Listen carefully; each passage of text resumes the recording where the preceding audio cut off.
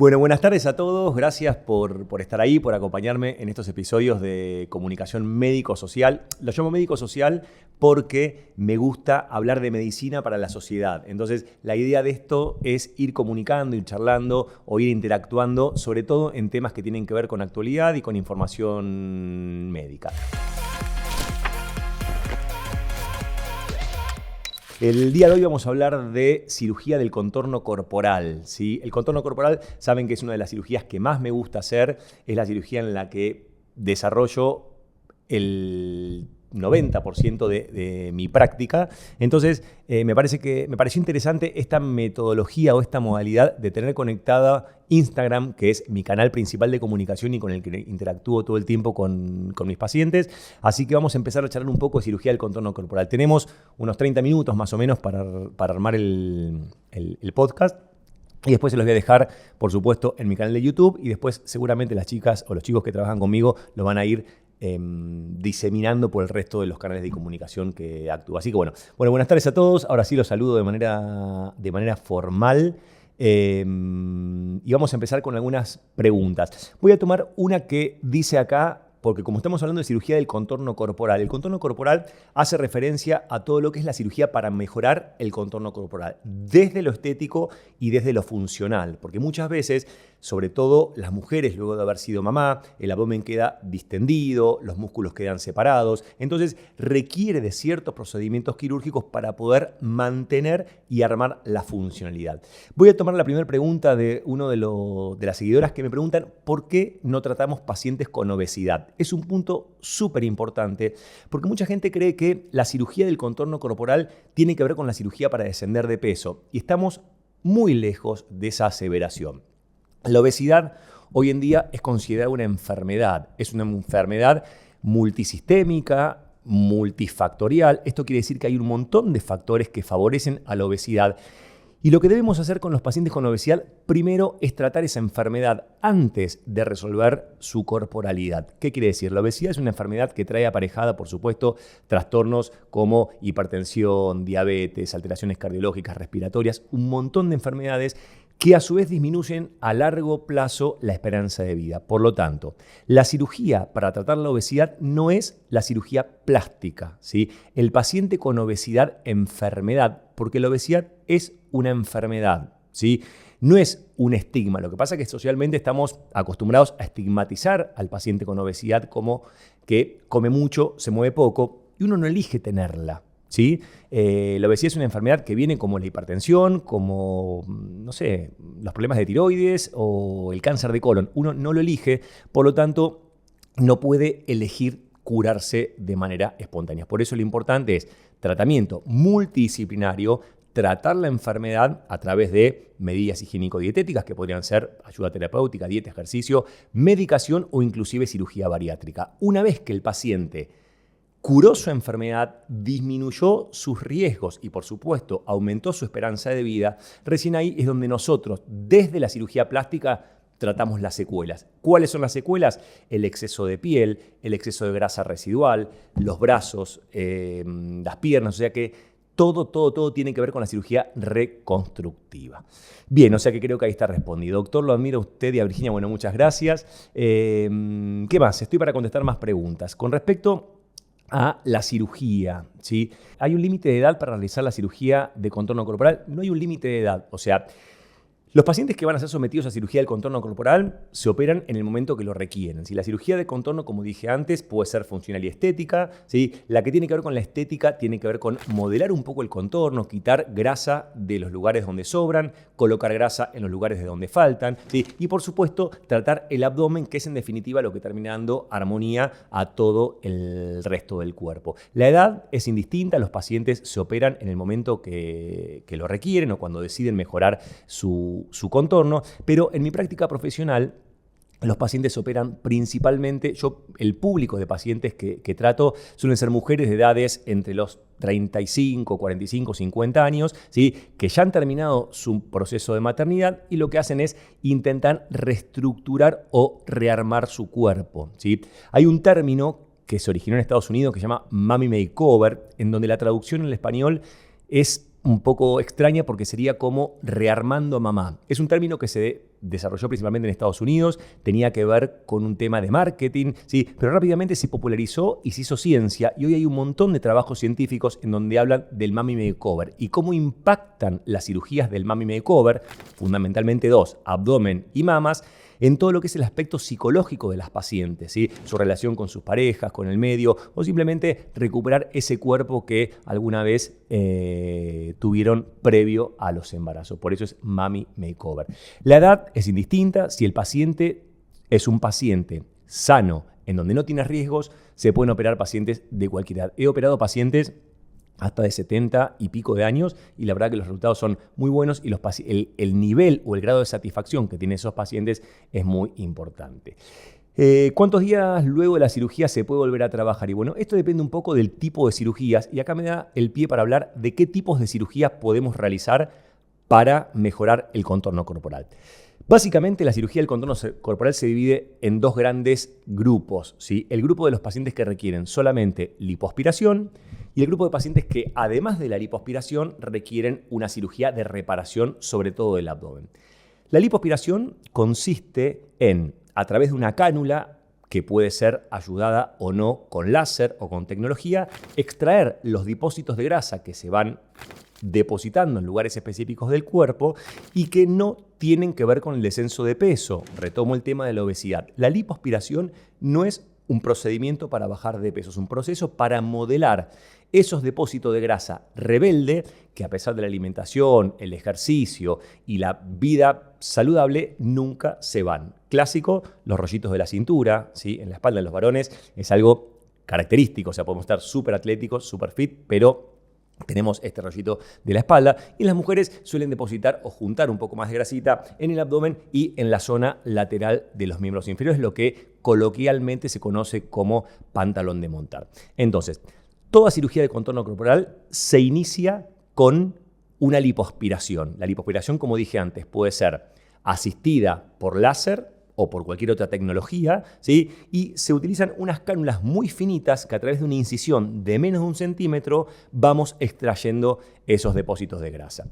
Esa grasa podemos desecharla, o esa grasa podemos reutilizarla, por ejemplo, para destacar algunos sitios del cuerpo. Clásicamente, en las mujeres, por ejemplo, solemos depositar esa grasa en la zona de las caderas, porque hay muchas mujeres que en la zona lateral de la cadera tienen como un hundimiento, que es normal, es fisiológico, pero hay personas que no les gusta, que se llama hip dips. Entonces, lo que hacemos es, la grasa que extraemos del abdomen o de la cintura o de la espalda, la recolocamos ahí. También podemos utilizar esa grasa para rellenar los glúteos, por ejemplo, para darles un poco más de volumen.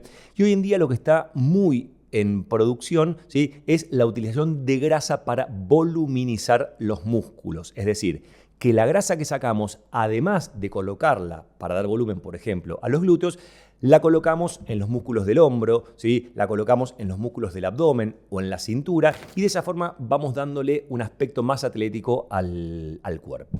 Eso es lo que es la lipoaspiración. La utilización de grasa se llama lipotransferencia, que es el paso que le sigue a la lipoaspiración. Y de esta manera logramos un contorno corporal de cirugía no tan invasiva, porque solamente lo que estamos haciendo es sacar la grasa. El otro extremo de la cirugía del contorno corporal tiene que ver con la reparación del abdomen. Es decir, pacientes, sobre todo mujeres, que luego de haber sido mamá, no solo tienen algunos depósitos de grasa, sino que además tienen un exceso de piel o colgajo, nosotros lo llamamos colgajo, ¿sí?, que debemos removerlo para poder darle un poco más de estética a la pared. Este procedimiento de remover la piel y el exceso de grasa se conoce con el nombre de abdominoplastía. Abdomino tiene que ver con abdominal, y plastía, ¿sí?, en medicina el sufijo plastía se refiere a la reparación de algo. Entonces, la abdominoplastía es la reparación del abdomen, ¿sí? Respecto a la abdominoplastía, tenemos un montón de variantes de abdominoplastía que tienen que ver con el motivo de consulta que tiene ese paciente. Vamos desde la abdominoplastía menos invasiva de todas, que es esta que yo he desarrollado desde hace muchos años, que es la abdominoplastía endoscópica, y la cual he publicado como técnica personal en las revistas internacionales. Y después tenemos las abdominoplastías abiertas o tradicionales, o conocidas antiguamente con el término de dermolipectomía, que es la cirugía que requiere una cicatriz. Vamos a la primera cirugía, que es la abdominoplastía mínima invasiva. La abdominoplastía mínima invasiva se referencia o se utiliza para pacientes delgadas, pacientes jóvenes que no tienen piel flácida para remover, que tienen poquita grasa para sacar, y lo que hacemos es iniciar con una lipoaspiración siempre de todo el contorno corporal. Por más que el paciente tenga poca grasa, nosotros lo que hacemos es cirugía completa del contorno corporal. ¿Por qué? Tan importante es el abdomen como la espalda. O sea, un paciente con un abdomen atlético o un abdomen definido no puede tener una espalda de poca definición. Por eso siempre combinamos el contorno completo. En la espalda nos gusta marcar las líneas naturales, las líneas de los músculos paravertebrales, que son los que bajan alrededor de la columna. Nos encanta detallar esos hoyuelitos que se generan arriba de los glúteos, que se llaman hoyuelos de Venus, que eso le da un aspecto muy atlético a la espalda. Y como yo le digo a los pacientes siempre, lo importante de la espalda es poder lucir un vestido con un gran escote, ¿sí? Y que ese escote del lado de atrás muestre un poco de lo que es la belleza de todo el contorno corporal y que por supuesto eso se acompañe en la cara anterior cuando uno mira el abdomen. Entonces, retomo, pacientes delgadas con poco exceso de piel y sin flacidez cutánea, podemos indicar esto que se llama lipoabdominoplastía endoscópica, o el término que se ha popularizado en el último tiempo que se llama MILA, que es cirugía mini invasiva de abdominoplastía. Lo que hacemos es, iniciamos con una lipoaspiración, ¿sí? Y a través de 3 pequeñas incisiones, una a nivel superior del pubis y 2 laterales, colocamos una cámara de televisión y un instrumental específico. Entonces lo que hacemos en ese caso es cerrar toda la pared muscular para generar tensión, ¿sí? Para cerrar algo que se llama como diastasis, que es la separación de los músculos secundarios a los embarazos, y de esa forma generar un abdomen atlético y plano, que es lo que busca la mayoría de las personas, ¿sí? Combinamos este procedimiento con la lipotransferencia o la voluminización, o sea, aumentar el volumen muscular inyectando grasa en los músculos rectos, y de esta forma el paciente sale de quirófano con un aspecto atlético. Por supuesto, la definición que le damos al abdomen tiene que ver con la coherencia corporal, y este es un punto súper importante a la hora de decidir una cirugía de contorno corporal. Si nosotros tenemos un paciente con algún grado de obesidad o un paciente que tiene un cuerpo poco definido, no podemos ofrecerle un tratamiento artificial de un abdomen hiperdefinido con sus músculos a la vista, porque cuando veamos a este paciente en traje de baño, por ejemplo, no va a ser congruente lo que tenemos en el abdomen con el resto del cuerpo. Por eso, uno de los tips más importantes en contorno corporal es generar cuerpos coherentes, que el abdomen tenga relación con los hombros, que tenga relación con los brazos, que tenga relación con los mamas, con las piernas o con sus glúteos. Y eso creo que es una de las cosas más importantes y más difíciles de entender o de llevar a la práctica cuando uno hace cirugía. Nosotros siempre tenemos un dicho en la jerga quirúrgica que no es tan difícil, o sea, que uno se convierte en un buen cirujano no cuando sabe cuándo operar, sino cuando sabe cuándo no operar. Hay pacientes que no son quirúrgicos, ¿sí? Hay pacientes que requieren tratamientos, y dentro de las cirugías hay pacientes a donde no podemos acompañar con sus requerimientos porque, por supuesto, esos requerimientos exceden los límites de la normalidad. Por lo menos dentro de mi universo, dentro de mis valores quirúrgicos, esa es una premisa muy importante. Bien. Vamos a dar un pasito más en lo que es la abdominoplastía. Ya empezamos por la mínima, que es la mini invasiva, la de los 3 incisiones y el cierre muscular. Después tenemos un segundo escalón, que es para esas pacientes que también son delgadas o que tienen algún depósito de adiposidad, tienen poquita piel, ¿sí? Esa piel que cuelga sobre los límites de la cesárea frecuentemente, y que el ombligo está redondo y no hay flacidez a nivel de la piel desde arriba del ombligo. Para esas pacientes, la cirugía que realizamos se llama mini lipoabdominoplastía. Mini porque es más chica, lipo porque por supuesto utilizamos lipoaspiración de todo el contorno, y abdominoplastía porque reparamos el abdomen. En ese caso lo que hacemos es, hacemos una incisión o cicatriz muy chiquita dentro de la pelvis. Un tip que me gusta mucho es emplazar las incisiones por dentro de la línea de la ropa interior que utiliza el paciente. Si el paciente viene a quirófano siempre con su ropa interior, con su traje de baño, entonces cuando yo dibujo dónde voy a hacer la incisión, ¿sí? Siempre debe coincidir con la ropa interior que me traen las pacientes. A veces las pacientes les digo que me traigan algo un poco jugado, porque hay algunas que vienen con unos trajes de baño anchos, y ahí les digo, a modo de distensión, estuviste generosa, digo, pero tráemela, hacémela un poco más difícil, porque si no, el trabajo es fácil. Y hay otras que me traen algo muy, muy diminuto, que exceden ya lo difícil, pero me gustan los desafíos y siempre trato de poner las cicatrices dentro de la marca de la ropa interior o traje de baño que use el paciente. Entonces, en la mini abdominoplastía hacemos una incisión chiquitita, un poco más extensa de la cesárea, levantamos la piel hasta arriba, cerramos los músculos, igual que con el procedimiento mini-invasivo o endoscópico, inyectamos grasa donde lo requiere el paciente, en sus músculos abdominales, en sus músculos oblicuos, en la cadera, todo para dar un aspecto atlético pero natural, y después lo que hacemos es estiramos un poquito la piel y sacamos la piel que sobra por debajo del ombligo.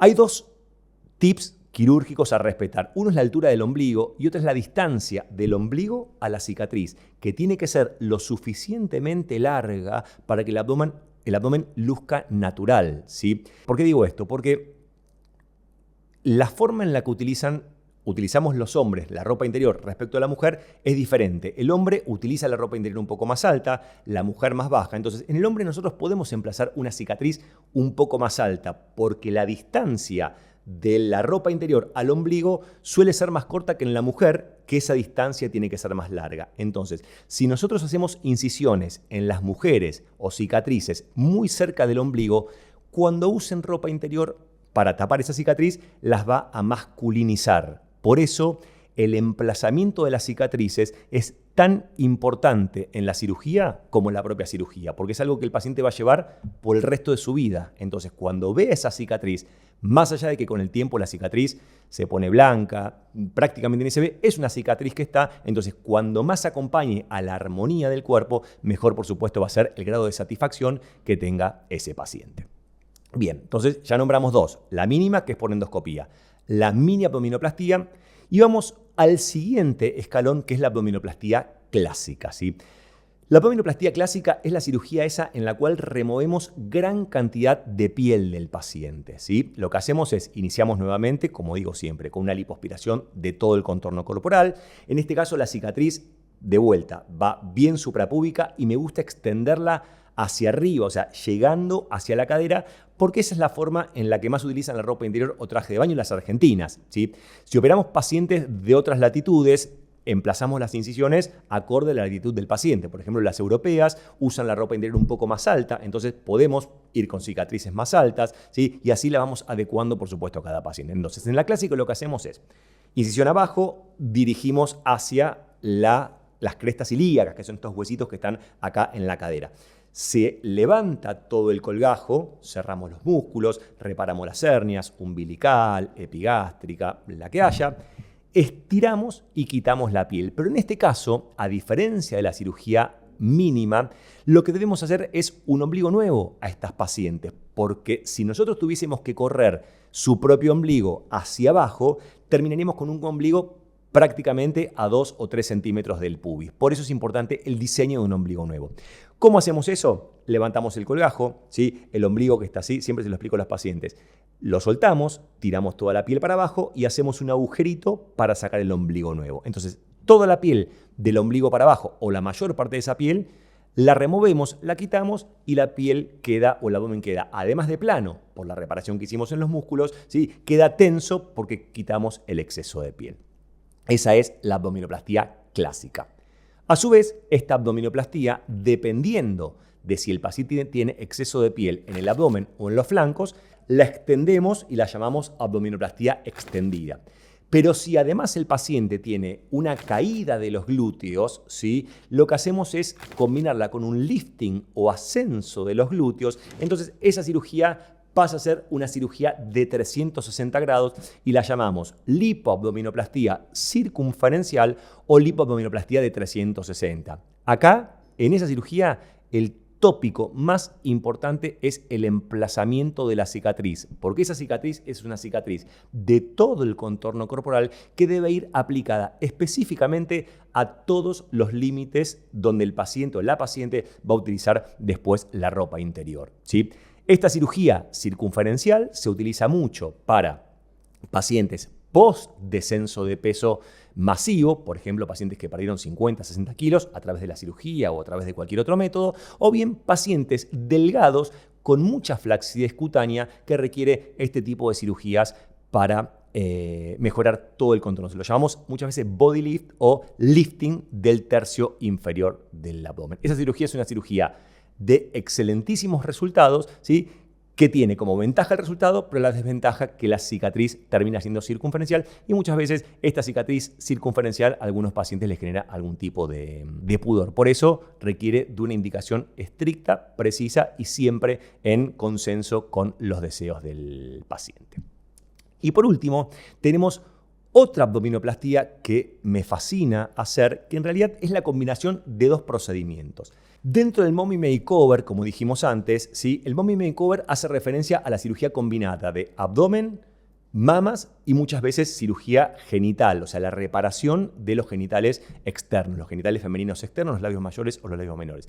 Cuando combinamos muchas veces la cirugía de mastopexia significa levantamiento de la glándula mamaria. Bueno, en la mastopexia, que después vamos a charlar de cirugía mamaria en otro capítulo de estos que estamos armando, la mastopexia es una cirugía en la cual, al levantar la glándula mamaria y reestructurarla, nos genera una cicatriz que termina siendo alrededor de la areola, una cicatriz vertical hacia abajo y una cicatriz localizada en el surco submamario. Esa cicatriz del surco submamario nos permite, en algunos casos específicos, levantar el abdomen. Entonces, para esos pacientes en los cuales una abdominoplastía mínima sería poco, porque vamos a reparar solamente o a estirar un poquitito la piel debajo del ombligo, pero una abdominoplastía grande sería demasiado porque hay solamente poca piel arriba, lo que hacemos es combinar estas dos cirugías y realizamos hacia arriba un levantamiento utilizando el surco submamario, por supuesto cuando estamos reparando también sus mamas, y hacia abajo hacemos una abdominoplastía mínima. ¿Qué ventaja tiene este procedimiento? Que al paciente no le hacemos ombligo nuevo, porque si bien el ombligo nuevo es algo que muchas veces queda bien, es como el estigma de la cirugía. Hay muchas pacientes que no les gusta tener un ombligo rediseñado, entonces de esta manera preservamos su ombligo, levantamos piel para arriba, tiramos piel para abajo y eso nos permite una buena terminación de todo lo que es el abdomen. Así que bueno, en esto básicamente tenemos un pantallazo de todo lo que son las cirugías abdominales y qué indicación tiene cada procedimiento. Bien, terminado esto, enganché una sola pregunta y hablé un montón. Leo algunas preguntitas desde acá. ¿Vamos a poder preguntar? Sí, claro, acá estamos para que me pregunten. Lo que pasa que con lo que dije, creo que sacamos un montón de... Excelente como siempre, muchas gracias. Bien, es muy dolorosa la abdominoplastia. Es una buena pregunta el tema del dolor. En realidad, el dolor es muy subjetivo a cada paciente, ¿sí? Hay pacientes que les duele un poco más, hay pacientes que les duele un poco menos. Acá lo que tiene que ver, el dolor no tiene que ver con los límites de la resección, si es una cicatriz corta o es una cicatriz larga. Lo que más duele en la abdominoplastía es el cierre de los músculos, ¿sí? Y el dolor es muy parecido a hacer abdominales después de muchos años de no hacer ejercicio, ¿tá? ¿Qué pasa? El dolor hoy se trata y la idea es que el paciente no pase dolor. ¿Cómo lo tratamos? Bueno, primero teniendo una anestesia muy controlada, ¿sí?, usando analgésicos durante la anestesia, y lo que hacemos antes de que el paciente despierte es infiltrar con un anestésico local algunos puntos específicos, con lo cual el paciente las primeras 24 o 48 horas va a tener poco dolor, ¿sí? Entonces el dolor es tolerable y se maneja perfectamente con analgésicos convencionales y con algunas otras cosas que nosotros utilizamos. O sea que no es un impedimento, ¿sí? Para las mujeres que tuvieron cesárea, el dolor es muy parecido a la cesárea, como les digo en el consultorio, con la ventaja de que al no estar amamantando, uno puede ofrecer una enorme cantidad de analgésicos que no van a pasar por la leche al bebé, con lo cual no deberían tener mayor dolor. Bien, ¿qué más podemos contestar? Hablamos de diastasis. Bueno, ¿qué significa diastasis? Diastasis significa la separación de los músculos abdominales, ¿sí? La diastasis, siempre hay una diastasis que es fisiológica, que es lo que marca la línea media del abdomen, pero se hace patológica cuando los músculos están muy, muy separados. Y lo que tenemos que hacer es cerrarlos, ¿tá? Para eso utilizamos la cirugía, desde la endoscópica a la cirugía abierta.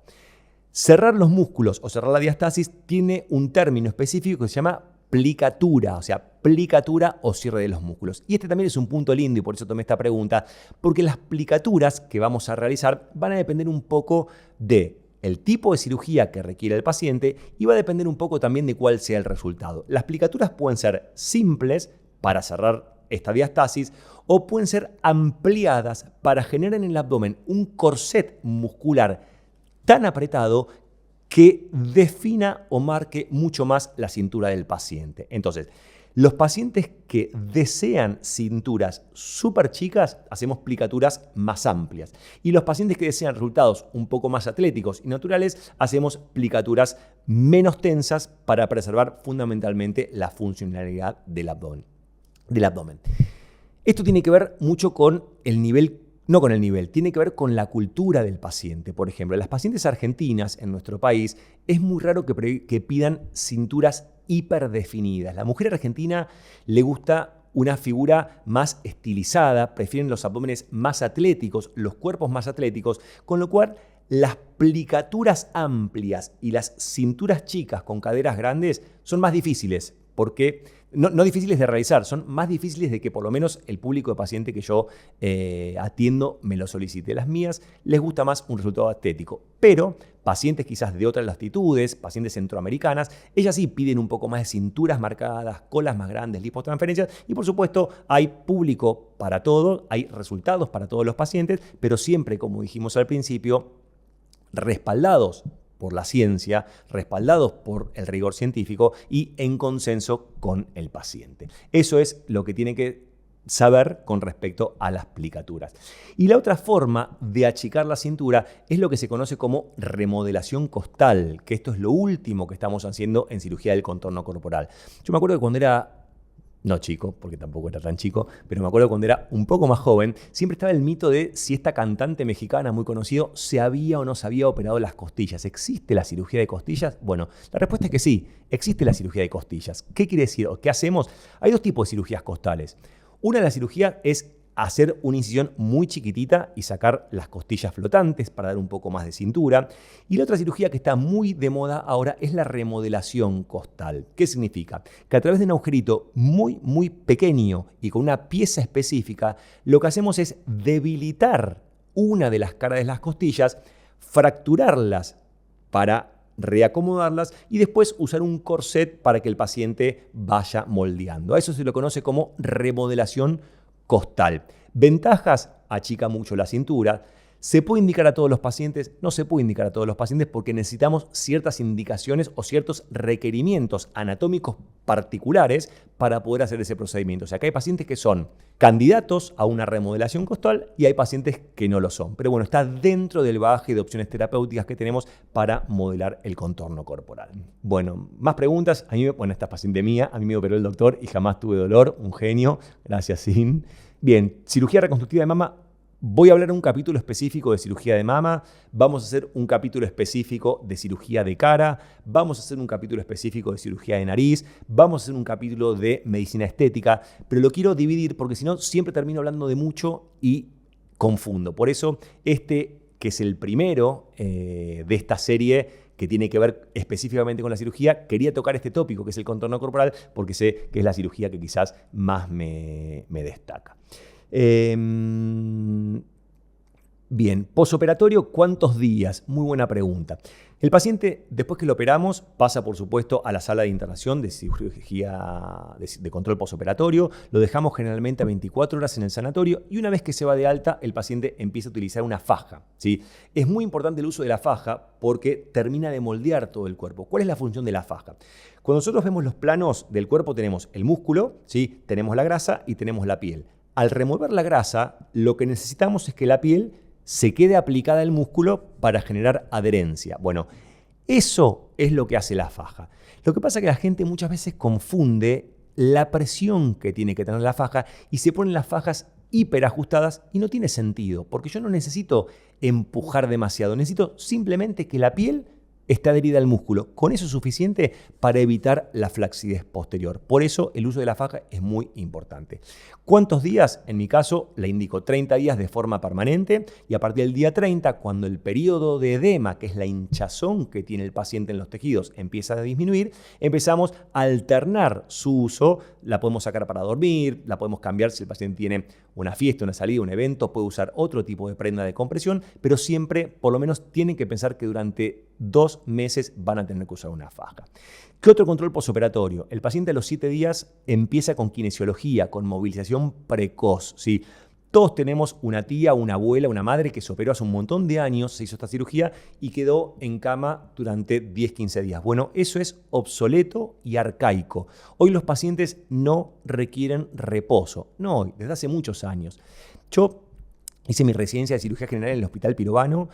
Fui residente en el año 2000 y teníamos un profesor, un cirujano, un gran querido, el doctor Ersach, que falleció hace un par de años, que siempre él decía, ¿alguna vez viste un animal que esté enfermo o que esté lesionado en reposo?